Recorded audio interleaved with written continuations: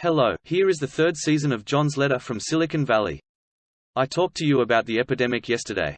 I want to take you to review how Silicon Valley evolved yesterday. The years before 2019 for the generation of Americans after the millennium were the amazing because of the economic level of society. Employment levels, technology, and achievements are at the highest point in American history.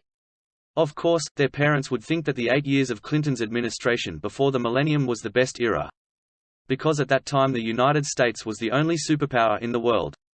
Their ancestors felt that the post-World War II era was the best time because the United States occupied the world at that time, as 40% of global GDP was made in the United States. If we put together decades of history, we will find that the United States is actually declining. Even if before the epidemic, the unemployment rate in the United States was as low as 3.5%, the lowest point in more than half a century. At this time, the United States GDP only accounts for about 20% of the world, but the Silicon Valley region has not declined with the United States as a whole. The embryonic form of Silicon Valley appeared in the 1940s and 50s, and the hypothesis of Silicon Valley recession was almost as long as the history of Silicon Valley. Similarly, it is almost as unreliable as the Chinese recession hypothesis. Silicon Valley's competitiveness, in fact, started from 2008 to 2009 after the financial crisis, and in the history of Silicon Valley, he got opportunities every crisis. But the United States seems to be relatively weakened after every crisis. I think the reason why Silicon Valley is more successful is that it features pure technology, commercialization. The attributes of society are the basic characteristics of modern society. The development of Silicon Valley is similar with Chinese society today. It is very enlightening. In this lecture, I want to talk to you the characteristics of Silicon Valley as a technological society and a business society. Let's talk about the phenomenon and then the reasons. The 5 companies with the highest stock market value in the United States today are all high-tech companies. Silicon Valley have 3, which are Apple, Google, and Facebook. Microsoft and Amazon are also on the west coast of the United States. Except Facebook, the other 4 companies have a market value of more than $1 trillion, and Apple, even in the 19th of August 2020, the market value of exceeding $2 trillion United States dollars. The combined revenue of these 5 companies in 2020 is expected to exceed $800 billion United States dollars, which is half of Russia's GDP. From a development perspective, this is 3 times their revenue 10 years ago, but the economic prosperity of the Silicon Valley region is not just a few large companies but the whole. 1/3 of the Nasdaq Top 100 are Silicon Valley companies. If foreign companies in the top 100 are excluded, the proportion of Silicon Valley companies will increase. Of course, what I'm talking about here is that the greater Silicon Valley area, including surrounding cities, such as San Francisco and Oakland.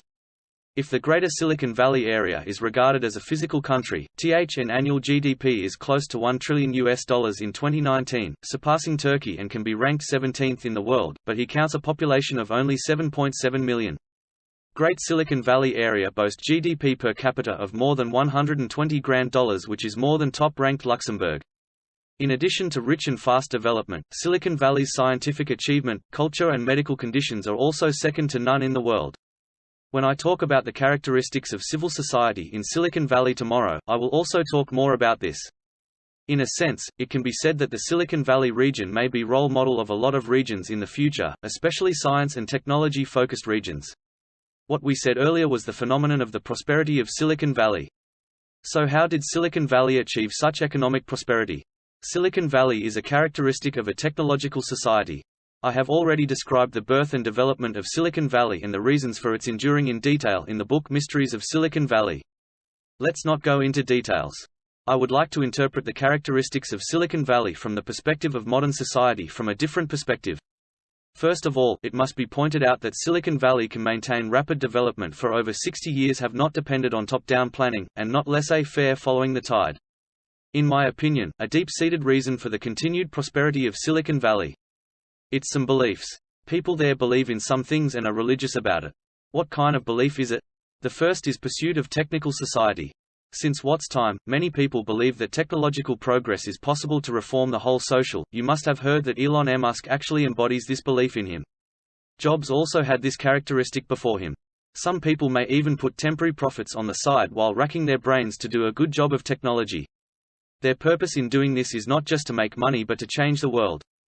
To put it a bit worse, it is even the ambition to manage the world. From my experience at Google, I got a point that rebellion is an essential feature of Silicon Valley. Moreover, this is importantly related to the technological beliefs of the people of Silicon Valley and why Silicon Valley can grow into a technological society.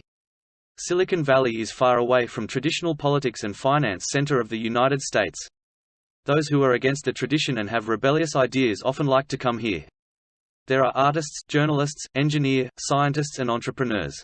If you look at Jobs' behavior in his youth and compare it with the hippies of Berkeley and the members of the Beatles in the UK, you will find the essence. Jobs and them are the same kind of people, but the job of rebellious artists and journalists may be to find problems, but engineers who criticize current affairs and rebelliously do not. They will master new technologies and create new products that will disrupt the original market, such as Tesla's electric cars, and Apple's smartphones are like this especially. The so-called renegade of pioneering, Silicon Valley, they include Gordon Moore who proposed Moore's law and Robert Noyce who invented integrated circuits. The rebels and I set an example for later Silicon Valley people. These rebels master technology and want to change the world. Technology becomes their means to change the world. When the technology is relatively mature, the world cannot be changed either by subverting themselves with new technology or by other rebels. It has been subverted, but today's technological society and Watt's era have been very different from Ford's era. One of the most striking differences is flexible work. The so-called flexibility work means that people will not work 9 to 5 year after year but have great autonomy. The working hours of a day are flexible, and even the work engaged in at each stage of life may be different. This is the difference of the technical elite of today and the technical workers of the past. It helps people to display their own creativity. The Silicon Valley area will be able to give birth to some world-changing technologies every time. The principle is not unrelated to this kind of work. Of course, technology alone is not enough. Technology needs to be transformed into a product or even an industry to truly change the world. It can be said that business society is the second belief of Silicon Valley people, but today's business society is very different from the business society of Adam Smith's time. In Silicon Valley, companies, it seems, today's business society follows the so-called consumer sovereignty theory, which means that supply exceeds demand. In the economic era, demand and consumption power have become the driving force of economic growth, so there are only three things companies can do. The first is to constantly use new technologies to create new products. If you are lucky, some products may even give birth to new industries, and secondly, substitutes will soon enter the market. From technological products, only a short period of time can obtain a competitive advantage or monopoly profit, which makes companies have to continue to develop new technologies and new products. This requires effective management and sufficient capital investment. You may have seen from the previous data that the profits of Silicon Valley companies are huge, but on the other hand, their investment in research and development is also huge. In 2019, Google's research and development expenditure is $26 billion, and Apple is $16 billion.